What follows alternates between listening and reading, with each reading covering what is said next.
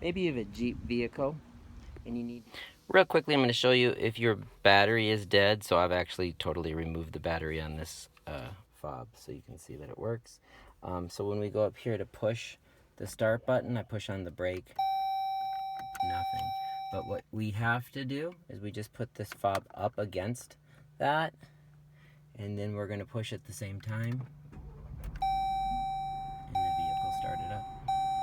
So just make sure you're making contact there when you push it, and then you can just stop it just the same as usual. So if your battery is dead, again, you're just going to put that fob up against the push to start, step on the brake, push the button while that's touching, and you should be able to start it. Make sure you have the right side pushing up against there. If you're doing it backwards, it may not work. Hopefully this helps, and as always, thanks for watching. Please like and subscribe.